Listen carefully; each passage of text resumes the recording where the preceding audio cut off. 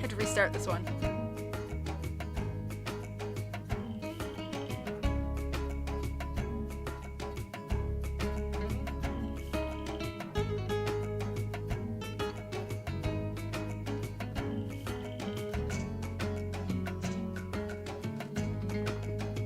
Such a good sound.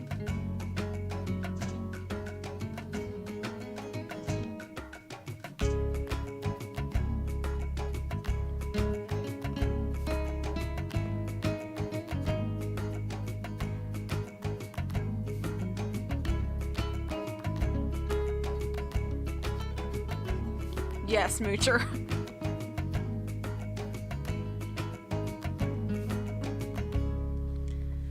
I needed to do that because jury duty didn't go the way I wanted today. I was still told that they did not have an answer for me, which was frustrating as heck. So I wanted to dance a little bit. Hello everybody that's here. Hello to Tara. Hello to Britt. Hello to Riddy. Hello to Moocher. It's great to see you. Hope you're all having great days today. This hump day, I hope it's good. Got some water. Got my chapstick. Gotta have hydration, you know. Gonna be doing a lot of talking. So, it's been a hot minute since I've done a read stream. Just because I have so many projects going on and I haven't been focusing a lot on read streams, so it's gonna feel good to get into this. This is probably not gonna be a crazy long stream. Let me know how music is in comparison to me, obviously.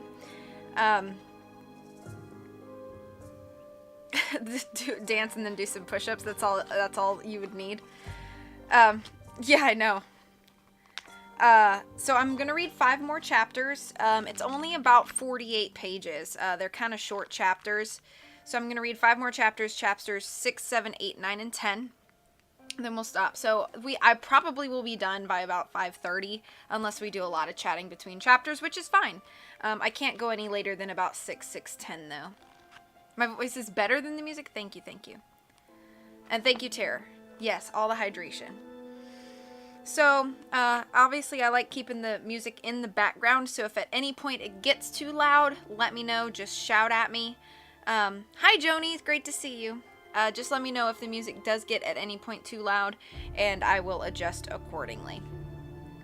And with all of that out of the way, all of the hellos said, feel free to chat amongst yourselves as always. And anybody, if I got any lurkers, welcome as well. I hope you're having a good day, and I hope you enjoy. I'm going to jump right into chapter 6. A call in the night. Why would that man on the bicycle want the provenance documents? George looked perplexed. I'm not sure, Nancy admitted, but he was definitely trying to grab them. Obviously, there's something in here that he wants badly. As the girls reached the rear of the memorial, Nancy looked around for a cab. But what is his connection to Alejandro Del Rio? Bess asked. Nancy shrugged. Who knows? One thing's for sure, he wasn't just panhandling as Alejandro said. A cab pulled up to the curb, and the girls climbed in. Where to, ladies? The driver asked. Beach Hill, Nancy started to say, but George interrupted her. No way, Nancy, you need to change out of those wet clothes. We'll drop you off at the hotel first, and Bess and I will go pick up the car at the museum parking lot. Nancy suddenly realized how damp and chilled she felt. She readily agreed to George's plan. The cab dropped off Nancy at the hotel. She hurried up to their room to shed her wet clothes, shower, and get dressed. Then, picking up the provenance documents, she went back to the lobby, where she had agreed to meet George and Bess for afternoon tea. Downstairs in one of the lounge areas, waiters were rolling out large silver tea urns and trays heaped with small sandwiches, cookies, pastries, and cakes. Hotel guests and people dressed in business suits sat on the plump chairs and couches, sipping tea and eating dessert. Nancy quickly found George and Bess sitting on a small sofa beside the low table. Bess bit into a chocolate eclair. This is delicious, she pronounced. From now on, we're coming to tea every day, no matter how close we are to finding the thief. Nancy smiled at her friend. No promises, Bess. A waitress poured a cup of hot tea as Nancy began pulling papers out of the gray envelope. I'd better return these to Beach Hill as soon as we're finished with our tea, she said. But first I want to figure out why that guy on the bike was so interested in them. Bess and George looked on as Nancy scrutinized the papers. These seem to be the original papers that Taylor Sinclair photocopied, she remarked. I don't see anything here I didn't see in his copies. She studied the final sheet of paper, the bill of sale, which documented the museum's purchase of the carving. The Petersons had the same zip code as my aunt, who lives in Guilford, Connecticut, George noted. They must have lived near her. Carson Drew leaned over the back of their sofa. Have a good day, girls. Nancy hopped up to give her father a hug. How's your seminar going? She asked. Fine, he replied. I just came back to make some phone calls. How are you girls? Briefly, Nancy described the events of the day. Carson Drew listened closely as she went over everything that had happened. He agreed that Alejandro Del Rio's behavior was suspicious, then sat thinking for a moment. It sounds as though the note left by the thief is the only real piece of evidence you have, he commented finally. All these other things, Vanderheuen's argument with Sinclair, the falling statue, the man on the bike, might not be related to the theft at all. Reluctantly, Nancy had to agree. Each of those things could be important, but the note was the only solid clue in the case. Carson Drew's expression turned grave as he stood up to leave. Please be careful, Nancy. People who leave notes like the one you found may not be playing games. Nancy nodded. Don't worry, Dad. I know what I'm doing. He squeezed her hand. Have fun, girls. I'll see you later. George turned to Nancy and Bess. Ready to go? Nancy nodded and stood, but Bess was polishing off her second eclair. George watched her, an impatient look on her face. I'm coming, Bess told her cousin. When the girls arrived at Beach Hill, Susan Caldwell was in her office. How's Henrik? Nancy asked immediately. Susan sighed. Not very well, I'm afraid. He's regained consciousness, but he can't remember anything that happened. I can't remember. Nancy knew that a blow to the head like the one he had received could cause short-term amnesia. It would probably clear up in a couple of days. Unfortunately, whatever Henrik Vanderheuen knew about the missing carving would remain a mystery for a while. Nancy handed Susan the gray envelope with the provenance documents and explained what had happened at the tidal basin. Susan frowned. That's odd. I wonder what that man was after. She flipped through the papers. Everything here seems in order. Then Nancy told her what John Riggs had said about the note and its contents. A death threat? Susan paled. Nancy nodded. I spoke to Detective Briscoe, she went on. He says the ink and the paper the thief used are pretty standard stuff. We'd never be able to trace them. But the handprint was made using mercuric sulfide, and Riggs told us that that's the same thing as cinnabar. Cinnabar? Susan exclaimed. Of course, that would explain the handprint's color. Where could someone get cinnabar? Nancy asked the museum director. Susan thought for a minute. A while back, we needed some for a display, she recalled. We finally ordered it from a chemical warehouse. I think it was the only place around that carries it. Do you still have that company's number? Nancy asked. I'll check my files. Hold on. Susan turned to her filing cabinet and poked in a drawer. Here it is. She pulled out a file and gave Nancy the supplier's name and number. Nancy picked up the phone. Let's find out if anyone in this area has ordered any lately, she said as she dialed. After talking to several people at the warehouse, Nancy hung up the phone. On her face was a troubled expression. What's up? Asked George. They did get an order for mercuric sulfide, Nancy said. It was a rush order, and it was just last week. Who ordered it? Susan asked. John Riggs, Nancy said. A surprised silence fell over the room. Susan swallowed hard. Riggs? Bess repeated, confused. But he told us he didn't have any. Nancy gave her a meaningful look. Exactly. After discussing the case with Susan for a few more minutes, Nancy and her friends left Beach Hill and returned to the returned to the hotel. As they stepped off the elevator onto their floor, Nancy pulled out her electronic keycard. Maybe after dinner we can go back to the tidal basin and show your dad the cherry blossoms, Bess suggested. I bet they look gorgeous in the sunset. That's a good idea, Nancy began. She was about to slide the card into the door lock when her voice trailed off. The door to her room was already open. Don't go in there, Bess cried, grabbing Nancy's arm. Slowly, Nancy nudged the door open with her foot. Hello? She called. There was no answer. She turned back to her friends. Maybe it's the maid turning down the beds, she whispered. Nancy pushed the door open all the way and stepped inside. She stifled her gasp. The covers of the bed were thrown off, and the contents of the drawers were strewn across the floor. Without saying a word, Nancy backed away. Until we know for sure that the room is empty, we're not going in, she said firmly. She hurried back down the hall to where a hotel phone sat on the table. She dialed the security staff and reported the break-in. 5 minutes later, the hotel security chief stepped off the elevator. He wore dark pants and a white shirt, and the walkie-talkie attached to his belt crackled with static. Miss Drew? He stepped toward Nancy. You wait here. I'll check your room. A few minutes later, he poked his head out. It's empty. Come on in. I'd like you to let me know if anything is missing. The girls quickly inspected the room and declared that nothing had been taken.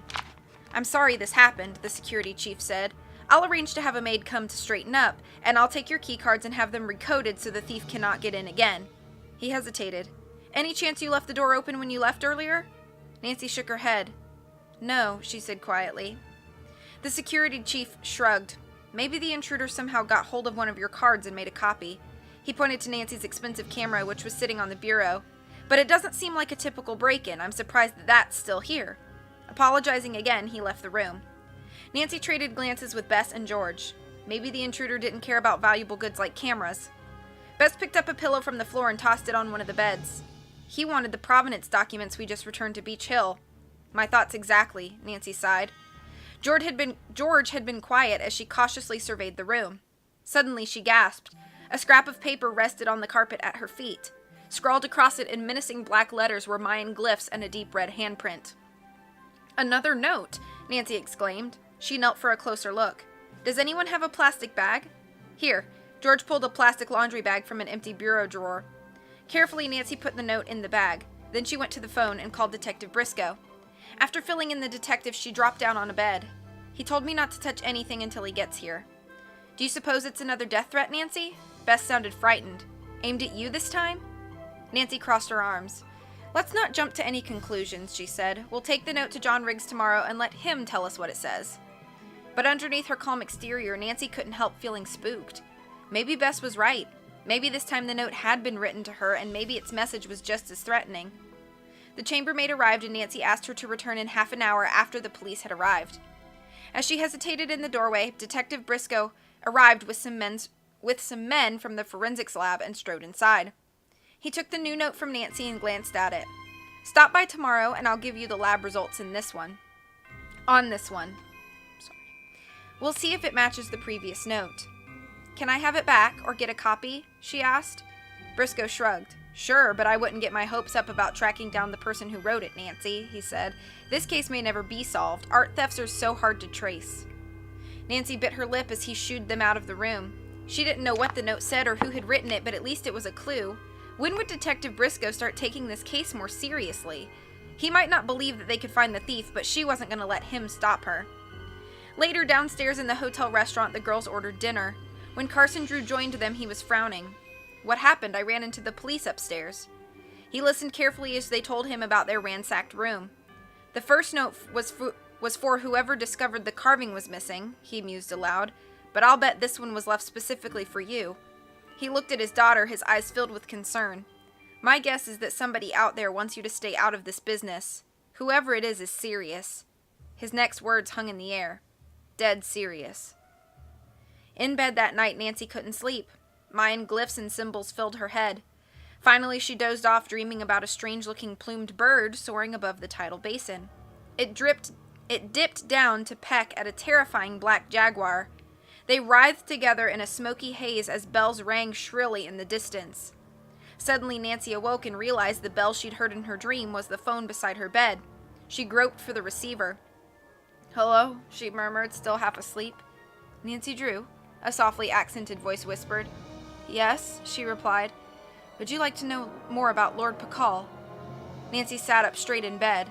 "Yes?" "Then ask John Riggs." With that, the line clicked dead. End of chapter 6. Let's catch up.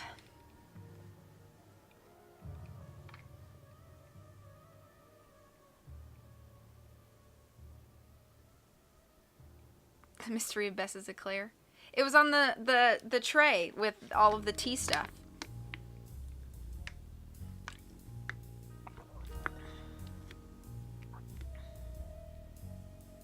It's like I'm there with it.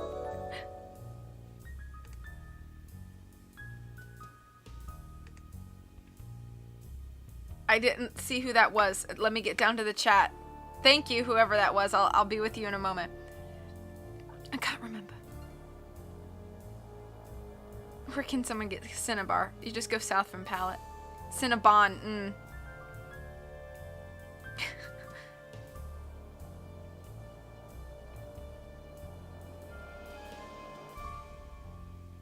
Thank you for the shout-outs. Hi, Timo. How are ya? Good to see you. Thanks for being here. Maybe the intruder is a giant idiot. Yeah. We should go to the cafe every day. The idol sounds like the multiple-part episode of the Brady Bunch with the cursed tiki. Detective Bistro? You mean Briscoe? Thank you for the claps. Oh, thank you for gifting a sub to the bot. That's nice of you.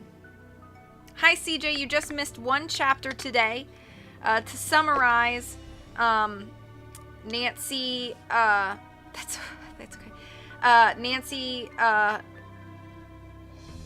found out that John Riggs ordered Cinnabar, even though he said he had told them he had none. And, when she got back to the hotel, the room had been ransacked, and there was another note with a handprint with glyphs that she can't translate. And Detective Briscoe doesn't seem to think that any of this is an issue. And Carson is very concerned. And then at the end of the chapter, Nancy got a phone call saying, if you want to know more about Lord Pakal, you need to ask John Riggs. And then they hung up.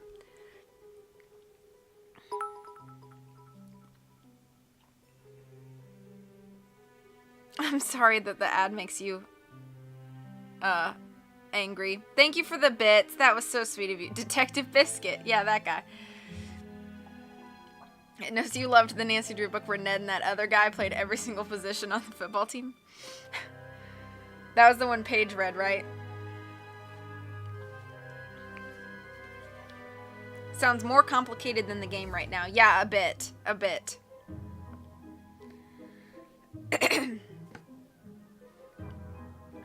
Thank you for watching all those ads. That was so nice of you.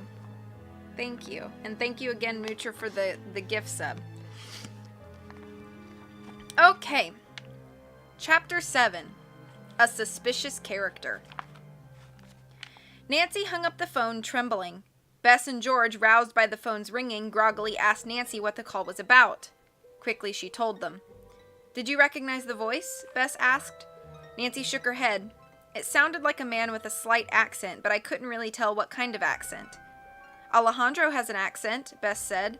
"So does Henrik Vanderheun," Nancy added, but Susan Caldwell says that he has no memory of the theft right now. I doubt he'd be calling. "The caller told you to ask John Riggs about Lord Pakal?" George mused. "Does that mean Riggs is the thief?" "Could be, or that's what the caller wants me to think," Nancy said. She stared at her friends. One thing's for sure, John Riggs is looking more and more suspicious. After breakfast the next morning, the girls hopped into the rental car and drove to Taylor Sinclair's gallery.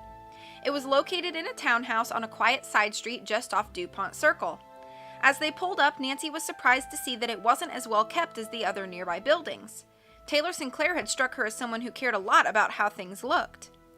They climbed the steep stairs to the gallery. Just inside the entrance, a young man sat behind a modern steel and chrome desk. He looked up as they entered. "Is Taylor Sinclair in?" Nancy asked. The man raised his eyebrows. "May I tell him who's calling?" Nancy gave him her name and watched as he retreated to an inner office. While they waited, the girls took a quick look around the gallery. Several display cases artfully arranged in the stark white space held small, exquisitely carved objects, mostly in the same green stone used in the Lord Pakal carving. Beth drifted over to a case against one wall. "Hey," she called, "look at this beautiful jewelry." Before Nancy could reply, Taylor Sinclair entered the gallery space. "Miss Drew," he extended his hand. "You wanted to see me?" Nancy shook his hand. "Would it be possible for me to speak with you in private?" she asked. He nodded and then politely showed her into the back room. Bess and George stayed in the gallery. The room held an enormous desk surrounded by what Nancy assumed were pre-Columbian sculptures. Taylor seated himself in a black leather chair behind the desk and motioned for her to sit in the brown suede armchair across from him. "What can I help you with?" he asked, his hands poised in front of him, fingertips pressed together. Nancy got right to the point. "I saw you and Henrik Vanderheun having a heated argument yesterday," she said. He seemed very upset.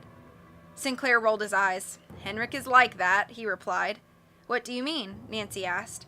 "He gets too involved with the objects at Beach Hill," Sinclair explained. "I suppose most curators do, but he carries it to an extreme. They become like children to him. To me, art is to be admired, but it's also something that is bought and sold." "Is that what you were arguing about?" Nancy inquired. "In a way," Sinclair replied vaguely. "Well, shortly after you argued, he was knocked down by a falling statue in the garden," Nancy said, "and he had to be taken to the hospital." "Oh, no!" Sinclair sat forward on his chair. "I drove off rather miffed after I talked to him, but He stopped and cleared his throat. "Was he badly hurt?" "He does have temporary amnesia," Nancy reported. Taylor Sinclair sighed. "What a shame." Nancy asked him a few more questions about the sale of the Mayan carving to Beach Hill, but she couldn't get any new information out of him. Then she asked him about John Riggs. "Is it true that he was trying to buy the Lord Pakal too?" she asked. "Oh yes, I guess he did make a bid," Sinclair said with a disdainful sniff. "A ridiculously low bid, as I recall." "Was he bitter about losing the bidding war?" Nancy pressed. Sinclair shrugged. "Not that I could tell," he replied. "He and I are still on good terms. The art world is very small, you know. It doesn't do to make enemies." Just then, Sinclair's assistant buzzed him to announce a phone call. Sinclair excused himself and Nancy said goodbye and left his office. In the gallery, she gestured for Bess and George to follow her downstairs. "That was useless," Nancy complained as they reached the sidewalk. Sinclair told me he was mad at Henrik Vanderheun before the accident, but he wouldn't say why. He said he just drove off in a huff after they spoke. George gave her an odd look. Sinclair said he drove off before Vanderheun entered the garden? Nancy nodded. Yes, I did see him get into his car, she recalled. George stopped in the middle of the sidewalk. Well, I saw him in the garden right before I heard you scream, she declared. Remember, Bess? Bess nodded. He was walking down the path that led to the entrance, she confirmed. Why would Taylor Sinclair lie? Nancy wondered. She frowned, her mind working to put this new piece of the puzzle in place. I was beginning to think that I was wrong, that the falling statue was just a freak accident, but now... Maybe Henrik Vanderheun would be able to tell you more about that conversation between him and Sinclair, George suggested. If only he had his memory, Nancy said, finishing the thought. She hopped into the car. Let's head over to Beach Hill and talk to Susan Caldwell again. Maybe she could shed more light on this situation.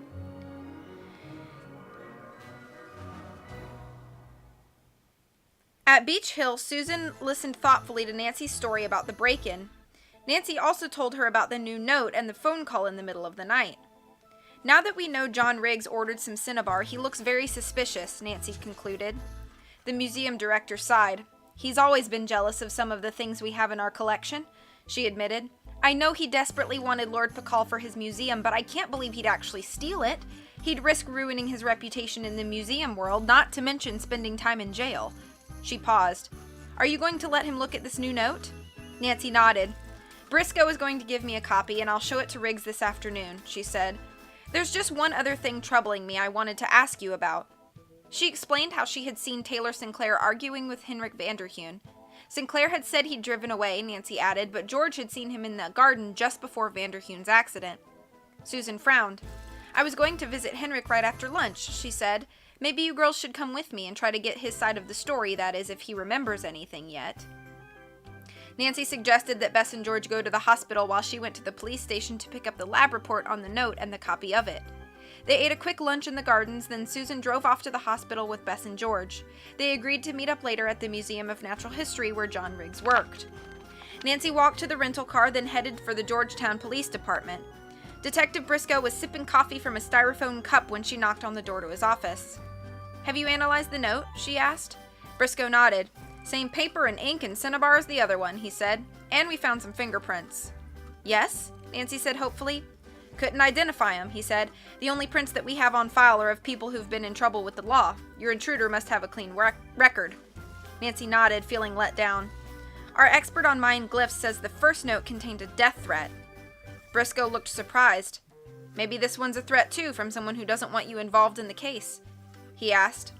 He said, It may be the same person who interpreted it for me. Nancy told him that John Riggs had recently bought cinnabar from a chemical warehouse. But it's not unusual that he'd have some of this, is it? Replied the detective. After all, he does study the stuff. He does, Nancy agreed, but he told us he didn't have any. Briscoe's eyebrows raised. Might be worth following up, he said. That's what I'd like to do, Nancy told him. Would you photocopy the note for your files, then let me show him the original? Briscoe nodded and led her to the copier. Let me know what you find out, he said as the machine copied the note. I have to say, when Susan Caldwell told me you were a detective, I didn't expect much, but I'm impressed. Nancy took the note back with a friendly grin. At last, Detective Briscoe was treating her like a real detective. Nancy left the police station and drove to the Museum of Natural History, determined to have another talk with John Riggs. Finding her way upstairs, she knocked lightly on Riggs' half-opened door. Come in, he called. When she pushed it open, he looked up from his computer. Oh, he said, I wasn't expecting you. I'm sorry to stop by without an appointment, Nancy began, but there's something I need to show you. She handed him the second note. Where did this show up? He asked. Nancy watched him carefully as she told him that her hotel room had been broken into. The expression on his face barely changed. Actually, he seemed more interested in the glyphs than in her story. This is very similar to the other one, he said, squinting at the page. Then he raised his eyes and looked at her directly. Whoever left this note wants you to stop looking for the carving, he said. It says your skin will be flayed and your intestines pulled out if you continue the investigation. A chill ran up Nancy's spine. Oh, is that all? She commented dryly. The curses are taken from ancient Mayan rituals, John Riggs said. I'm sure they're not to be taken literally, but you get the message. Nancy was about to bring the conversation around to the Order of Cinnabar when Riggs's phone rang. He spoke softly for a couple minutes, scribbling on his desk notepad. Nancy glanced sideways toward the address and time he was writing down. Riggs put his hand over the mouthpiece. "I'm sorry," he said. "I'm really rather busy. Is there anything else?" "I'm afraid there is," Nancy said firmly. She wasn't about to let him dismiss her before she'd even gotten to the point of her visit. Riggs frowned. "Then let me finish this call, in private." He tapped the desk impatiently with the eraser end of his pencil. "Can you come back in 10 minutes? There was nothing Nancy could do but agree to leave. She wandered aimlessly down the hallway that connected the offices to the outer gallery. Who was Riggs talking to, she wondered. Someone brushed past her in the narrow corridor, murmuring an apology. Something made Nancy turn and look at him, but all she saw was the back of a slight, dark-haired figure heading down the hall. She went out to the gallery and half-heartedly began to examine the contents of one of the display cases. The 10 minutes I have to kill before returning to John Riggs's office is going to seem like 10 hours, she thought impatiently. Besides, now I'm going to be late to meet Bess and George. "Nancy!" As if on cue, Bess and George hurried toward her. They looked flustered and out of breath.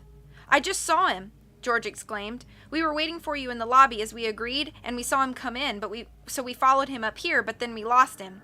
"Who?" Nancy asked. "What are you talking about?" "The man who tried to run you over at the tidal basin," Bess blurted out. Nancy glanced around. There were no other people in the gallery except for a group of French tourists. Where could he have gone? Then something clicked in Nancy's mind. Her hand went up to her mouth. Now she knew why she had turned to look back at the man who'd bumped her. "I saw him too," she exclaimed, "and he was heading straight for John Riggs's office." End of chapter 7.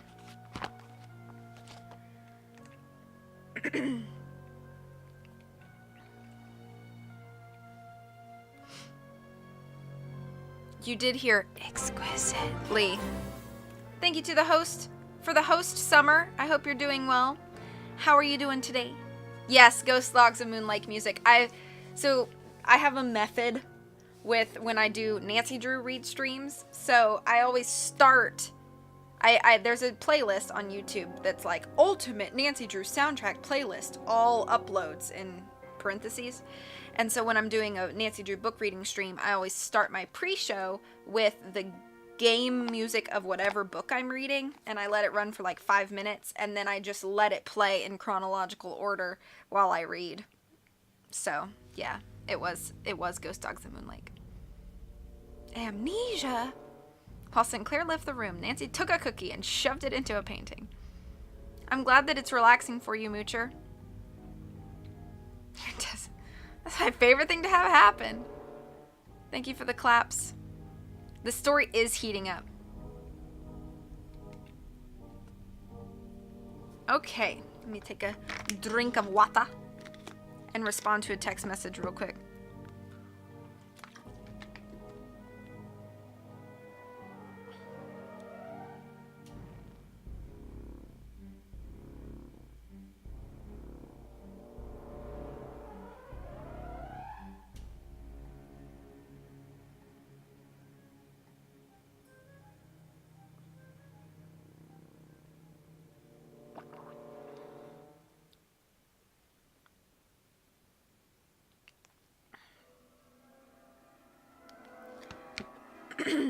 I'm sorry that your sewing is being so frustrating. Okay, chapter 8. A strange gathering. The girls wheeled around and raced toward the hallway that led to the offices. It was empty. John Riggs's office was empty too. Nancy gazed around the room in disappointment. The director's desk chair was pushed away from the desk and his computer was still on. "He obviously left in a hurry," Nancy said, "which is strange because he told me to meet him back here in 10 minutes. "Did he leave because of the phone call or because of the man we saw?" Bess asked. Nancy shrugged. "I don't know. What bothers me is that both of them left without our seeing them.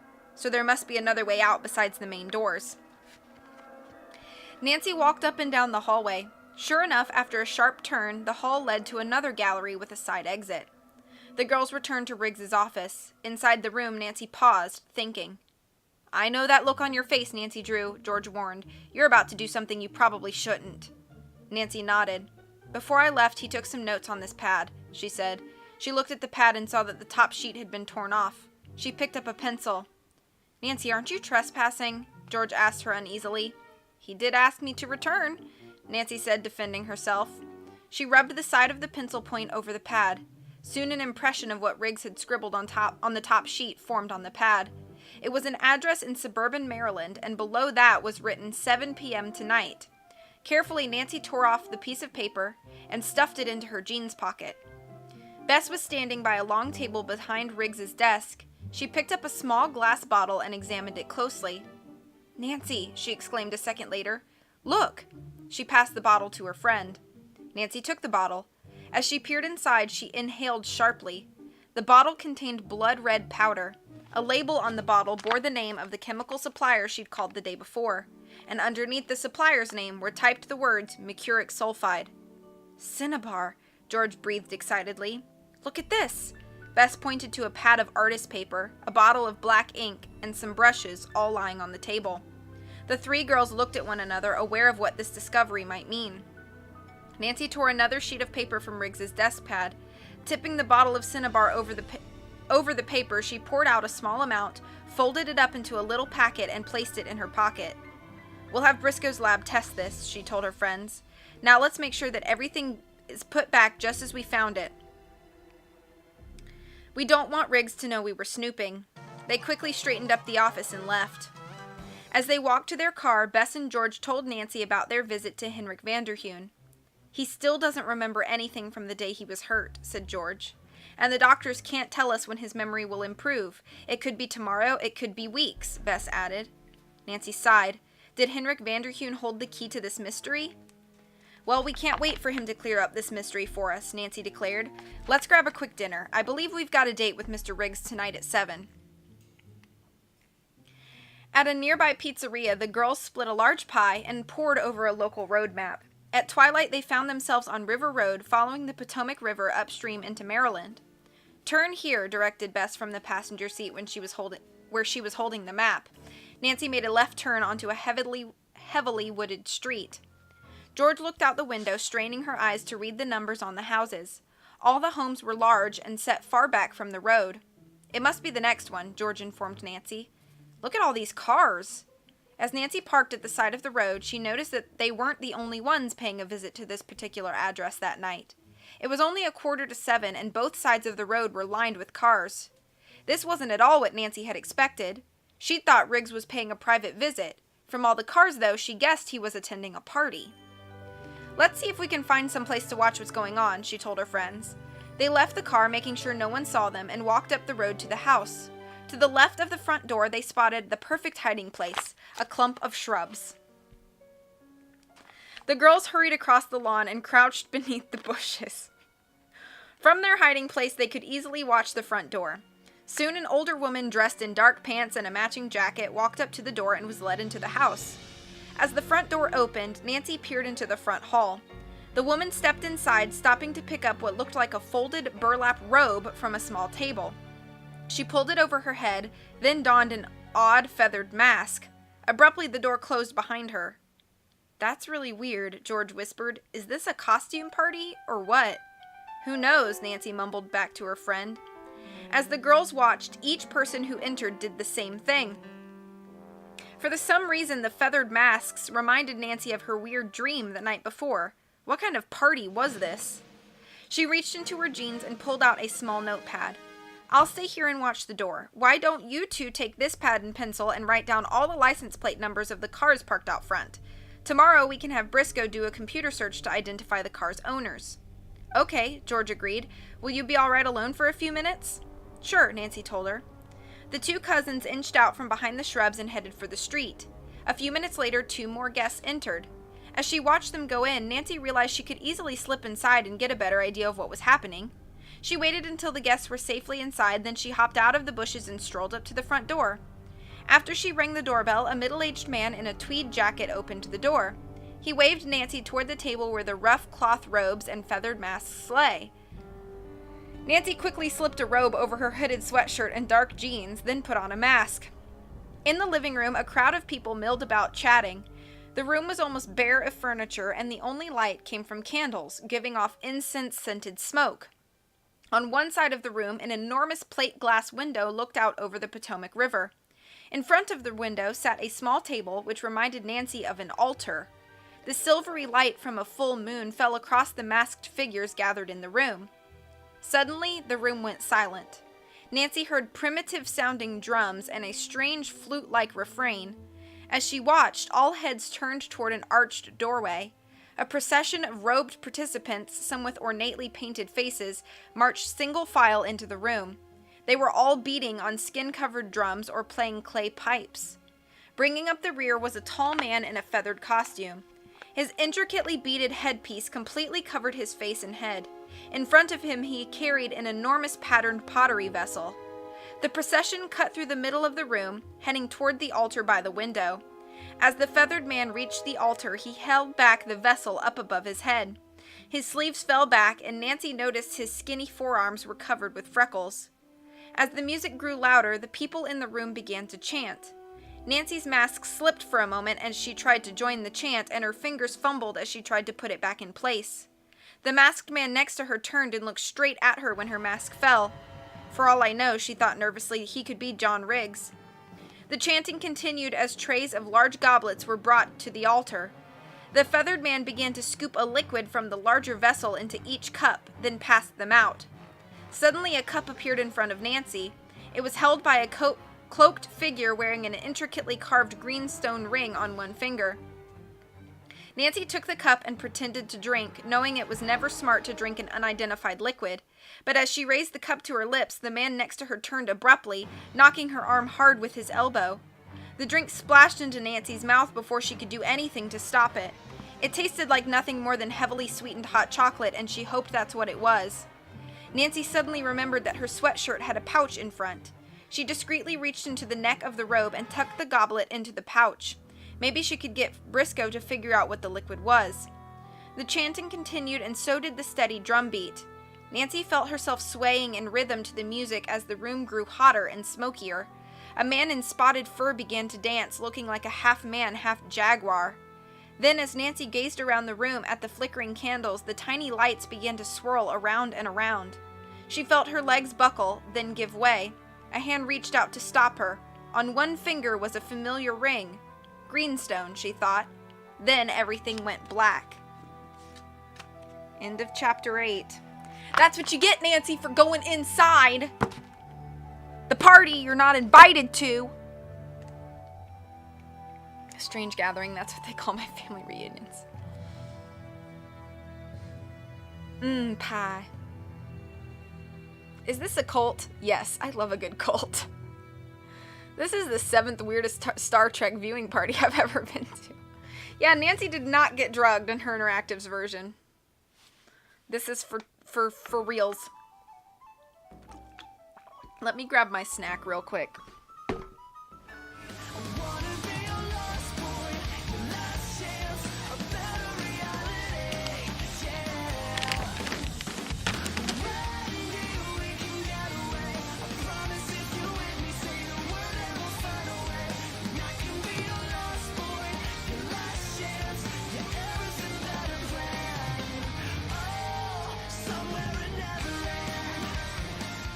Hello, Holland. How are you? I hope everything went well on campus today.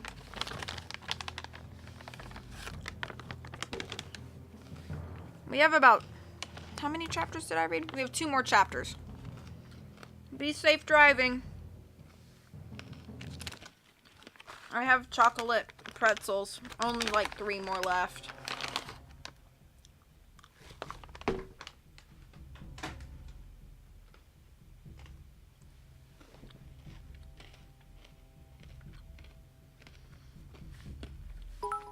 Whoa!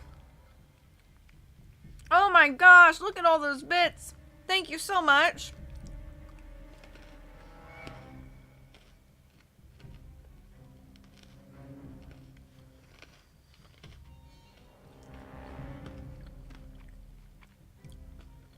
Moocher, you're on tour.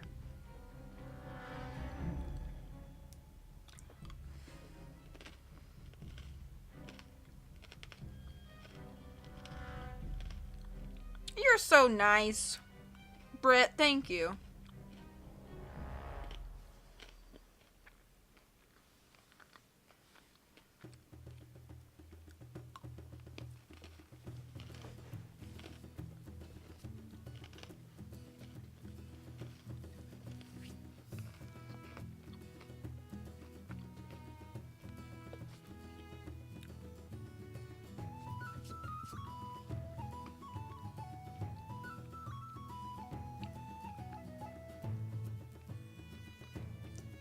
Hang on, I just got a message I think I need to respond to. What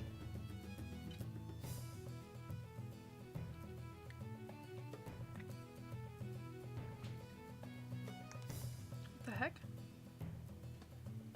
Pardon me a moment, I need to pull something up. I just got a message from somebody at work and...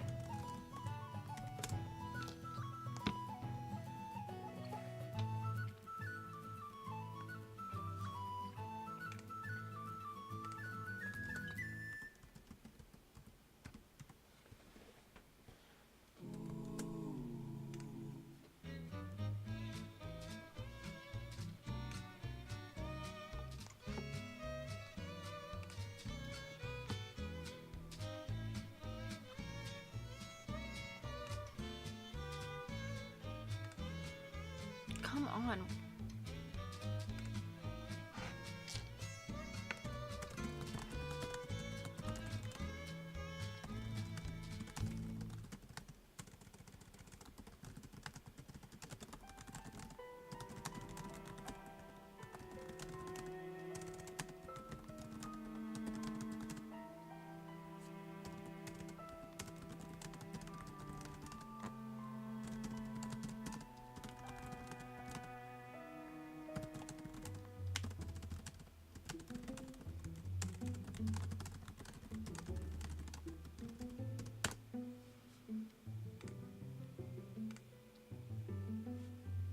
Sorry for the delay, guys.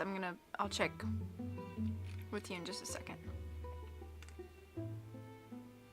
Okay, I think we good. Sorry, I just wanted to check that while I still had a minute. Okay, alright. Yes, be safe on the bus, and then be safe in the car. Okay, I'm jumping in to chapter 9.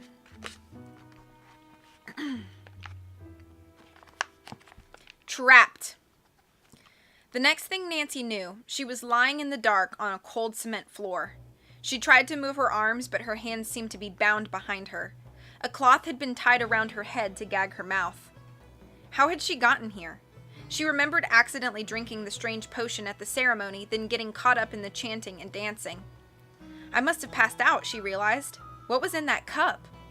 As she tried to wriggle free, the rope binding her hands bit into her wrists. Across the room, she could make out a thin line of dim light. A door. She inched steadily toward it, then her foot struck something hard. A rake clattered to the ground, its metal tines narrowly missing her head. Was it her imagination, or did she hear arguing voices beyond the door? She opened her mouth to yell for help, but the gag was firmly in place.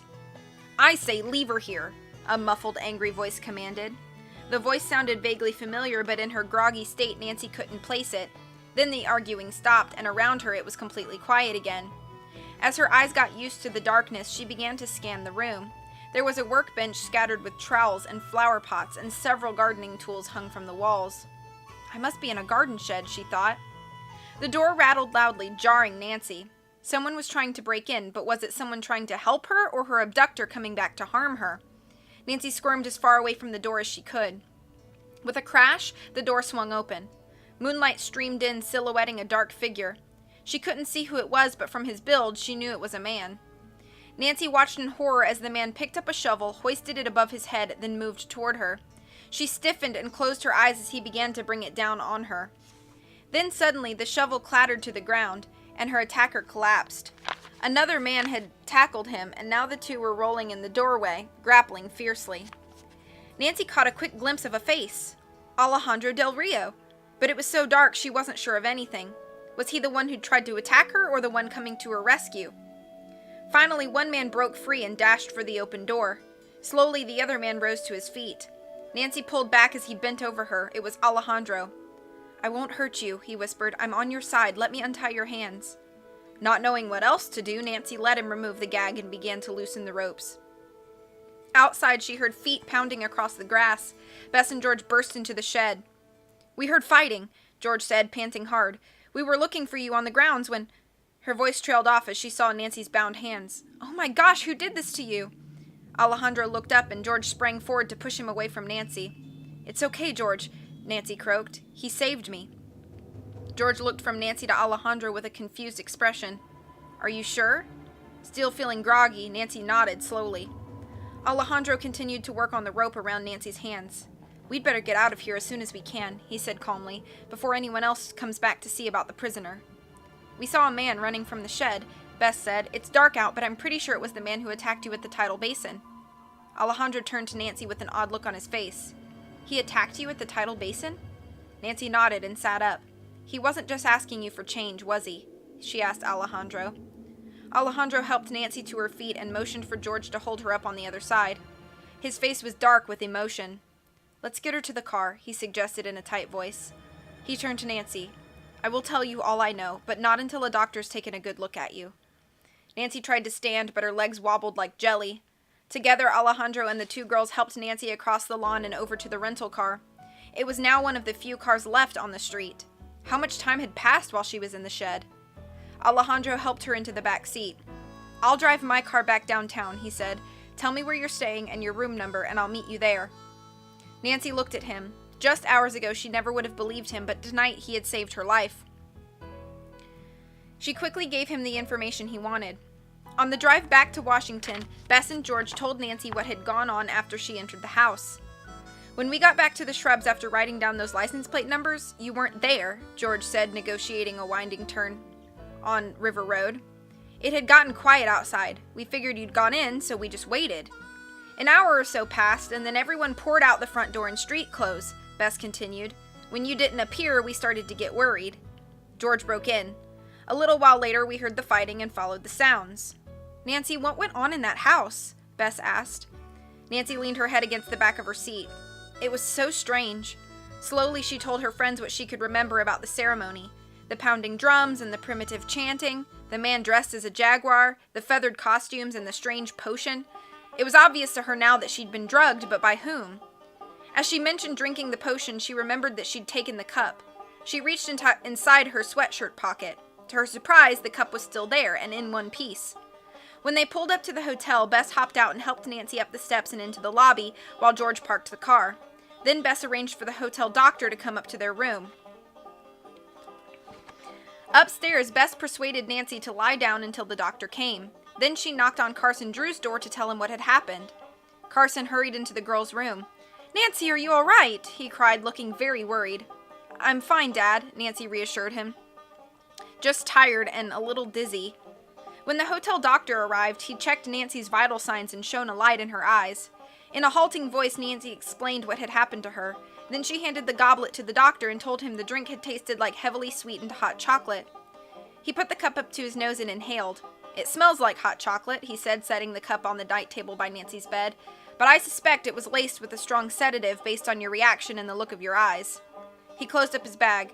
Get a good night's rest, he told her. You should be fine in the morning, maybe just a bit sluggish. After the doctor left, Nancy and her friends told Carson more about the event-filled evening. Nancy was yawning sleepily when a soft knock came on the door. I'll get it, Carson Drew sprung up. It was Alejandro. After asking about Nancy's health, Alejandro seated himself in a chair near the bed. I suppose you want to know what my connection is to this, he asked rather sheepishly. They all nodded. I have to admit that at first I did not trust you, he said to Nancy. I wasn't sure I wanted Lord Bacall to be returned to Beech Hill. After all, I thought he shouldn't have been there in the first place. But after what happened tonight, he went on, I'm convinced we have to band together if we're going to find him. Nancy spoke up. I understand how you feel about Lord Bacall, Alejandro. Then you should also understand that I'm no thief, and I think stealing is so wrong, he replied. Nancy looked him in the eyes. What was going on at that house tonight? She asked softly. I was there to meet someone, he confessed. Who? Nancy pressed. The man who tried to hurt you in the shed, the same man who attacked you at the tidal basin. But why? Carson Drew demanded. What does he want from my daughter? Alejandro took a deep breath. He asked me to meet him there. He said he had information to give me about the theft of Lord Pakal. What is his name? Nancy asked eagerly. Maybe they were close to at last finding the thief. His name is Ricardo Martinez, Alejandro answered, and he's one of the most notorious art smugglers in Mexico. End of chapter 9.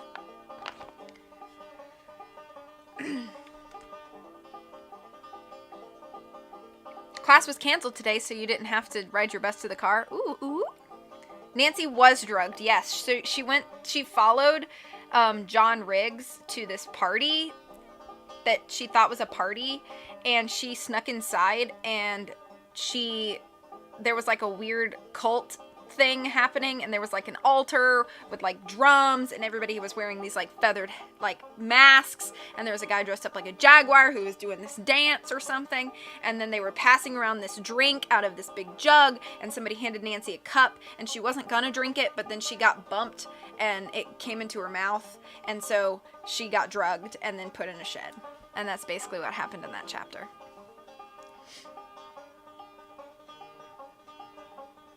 Party. Yeah. Excuse me one more minute. I just gotta check that message one more time.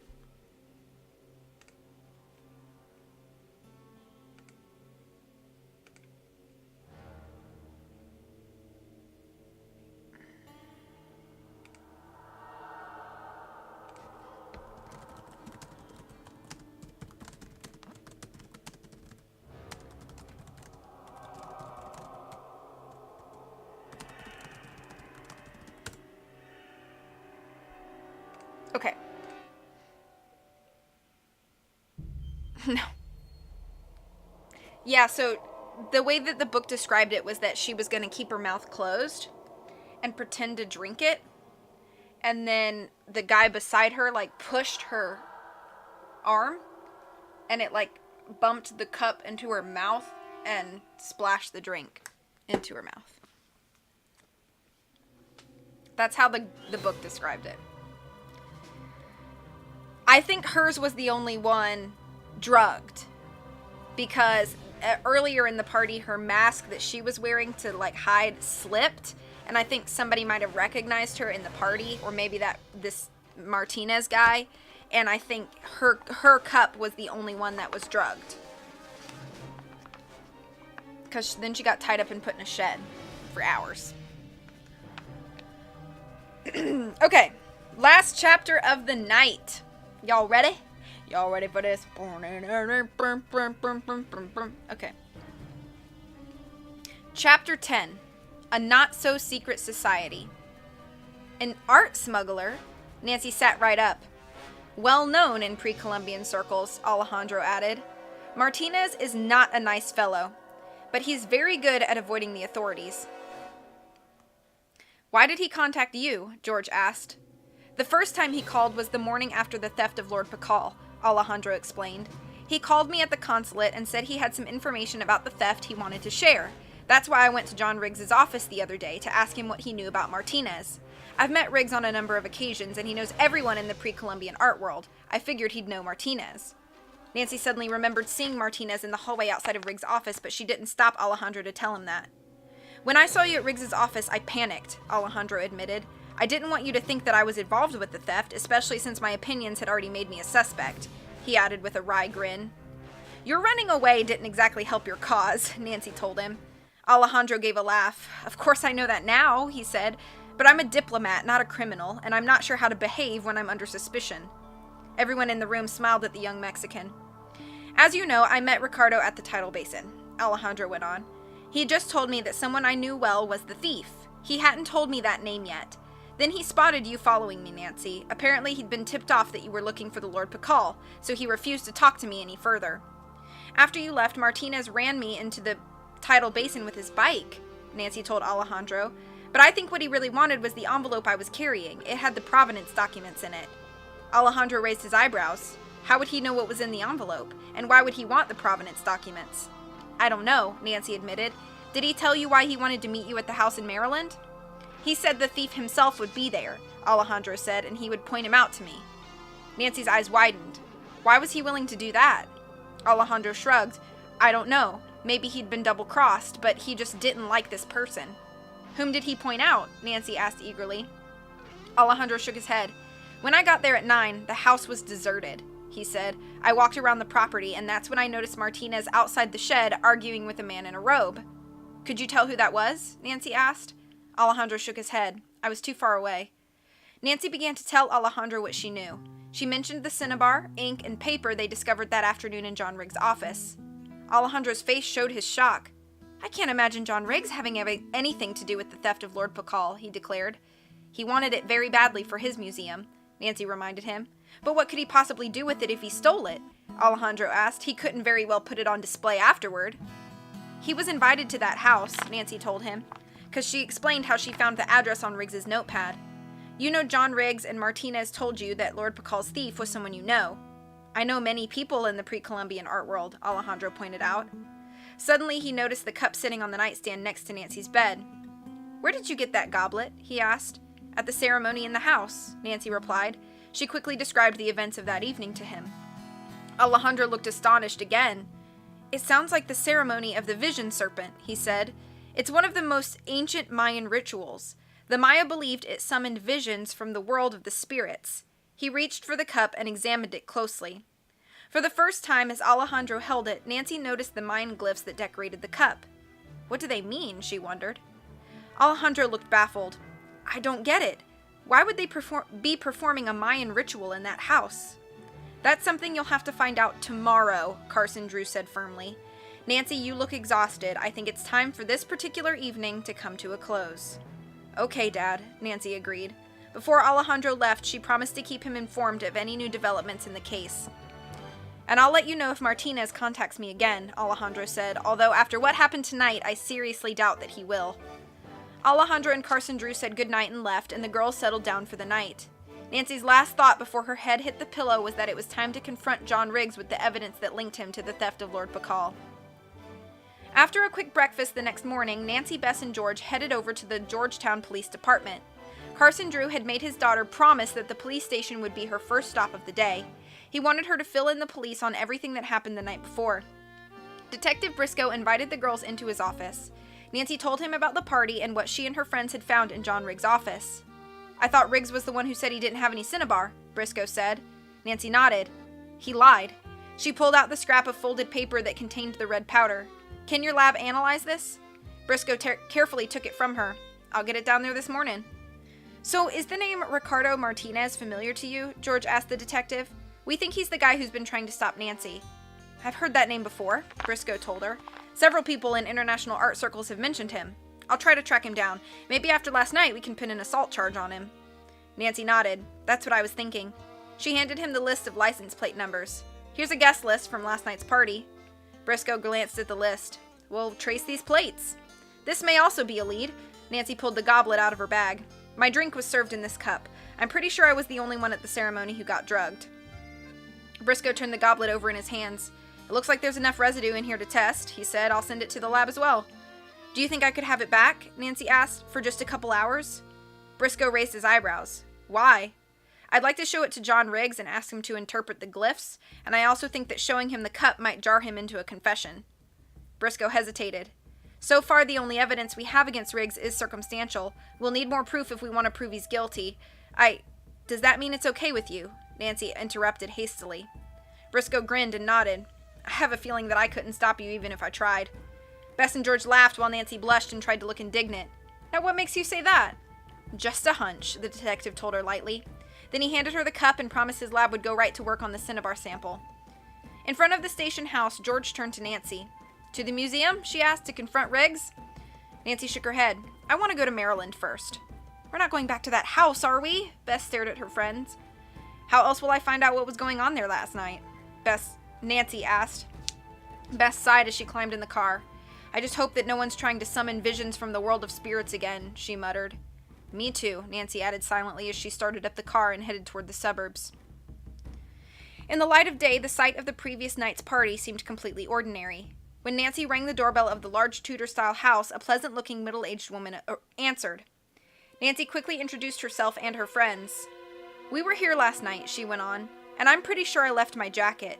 May we come in and look for it? The woman looked uncertain, but let them in. Nancy stepped into the hall and caught a quick glimpse of the living room. For a moment, she almost doubted her memory. Today, the large room was filled with furniture and sunlight streamed in through the windows. Was I really here last night? She thought. Did that really happen to me? But the woman confirmed Nancy wasn't just imagining things. While she rummaged in her coat closet looking for Nancy's non-existent jacket, she chatted away. Wasn't that a wonderful ceremony last night? Yes, Nancy replied cautiously. Very authentic. It really is the highlight of the Pre-Columbian Society's year, the woman added. The girls traded glances behind the woman's back. The Pre-Columbian Society? Was that some sort of art collectors group or a Mayan cult? The woman looked at Nancy. I don't think I know you, she said. Are you a new member? Nancy thought fast. I came with a new member. He wants me to join. The woman raised her eyebrows. Oh, really? Now who's... There it is, George interrupted her abruptly. Nancy, isn't that your jacket? She pulled out a tweed blazer. No, Nancy replied after pretending to examine it. It looks like mine, but it's not. She turned to the woman. By the way, what was that beverage we drank last night? It was really good. Oh, that. The woman laughed. Hot cocoa mix straight out of the box. It's not authentic, but it is quick. She pushed aside the last coat hanger. I'm so sorry, I don't think your jacket's here. Oh, well, Nancy acted disappointed. I must have left it somewhere else and forgot, but thank you very much. No problem. The woman showed them to the door. If you decide to join, just call Mr. Riggs. John Riggs? Nancy's jaw nearly dropped. Yes, the woman said, not seeming to notice. He's in charge of the new memberships. He also led the ritual last night. He really does a terrific job. Yes, he sure does, Nancy agreed. She pushed Bess and George out the door before the dumbstruck looks on their faces gave them all away. Back outside, Nancy strode purposely toward the car. Did you hear that? Bess said. Riggs is in charge of new members for the society? George nodded grimly. Nancy didn't say anything for a few minutes. Her mind was fixed on the memory of the feathered man at the altar. She remembered his holding up the large vessel and the sleeves of his robe falling away to reveal freckled arms. Of course that must have been John Riggs. Why hadn't she realized it last night? Nancy climbed into the car and turned to her friends. Guess who was also pouring those drinks last night? George gulped. John Riggs? I'd say that makes him suspect number 1 in the who spiked the drink category, Nancy added. Wouldn't you? End of chapter 10.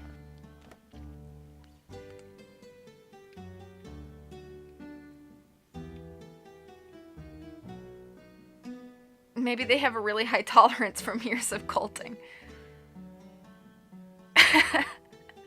Spilling things is rude. Is Soo-jung okay? The pantry door was closed and Soo-jung could just not have that. Yeah, be safe driving home. Lying? Who lies nowadays? You'll have to find out tomorrow. Was a segue for V to end the stream. Oh yeah, no, it was in the middle of a chapter. I only had to drive across town to get internet that works. Well, welcome back. Thanks for being here. The streams will be non-stop.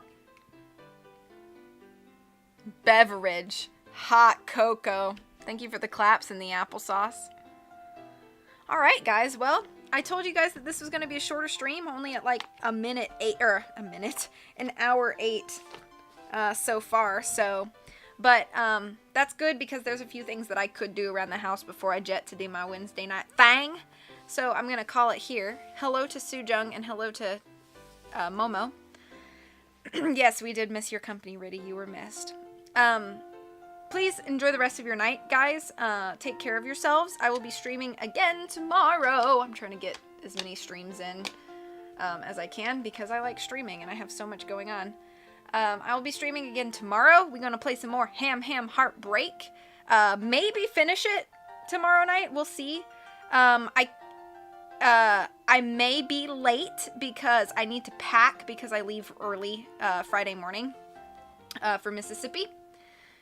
Oh, you're welcome for reading. Yeah, so I may be a little bit late tomorrow with my Hamtaro stream. Oh, thank you for more bits. You're welcome for streaming.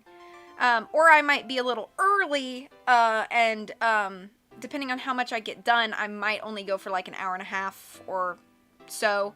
I have to pack everything. So I'm going to try to do some of that tonight though, like lay outfits out so that it really will only be putting it all in a bag. Anyway, this is a lot of exposition, so I'm sorry for that.